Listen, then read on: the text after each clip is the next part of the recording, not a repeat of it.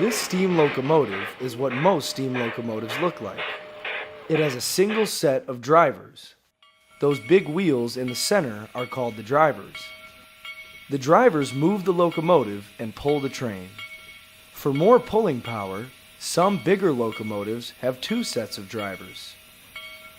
We call these types of locomotives articulated. And this is the 28882 triplex. The triplex is the only locomotive ever built with three sets of drivers. Two sets of drivers are under the locomotive, like on the articulated engines, and the third set is under the tender. And what's even more amazing is the tender has a smokestack. When I was a kid, I called the tender the coal car. It wasn't till I was about 10 that I learned real railroaders call the coal car the tender. The tender's job is to carry the coal that the fireman shovels into the engine's boiler, to keep the fire hot, to heat the water that creates the steam that powers the driver wheels that makes the locomotive roll down the track.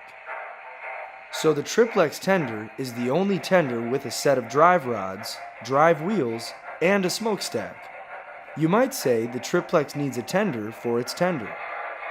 The Virginian Railroad needed a locomotive powerful enough to haul 2,500 tons of loaded rolling stock through tunnels and up steep inclines.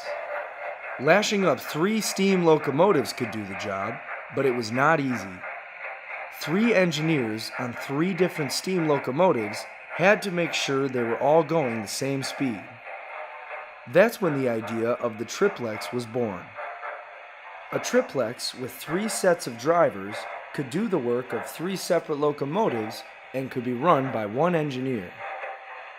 Like many ideas, it looked good on paper, but it didn't work out very well in real life. The triplex was supposed to be able to haul 50 50-ton coal cars, but that never happened. The triplex had 3 sets of drivers, but only 1 boiler, and that boiler couldn't provide enough steam for the big engine to pull that many cars, and it couldn't go over 5 miles per hour. So the triplex was a flop, but it sure is fun to watch.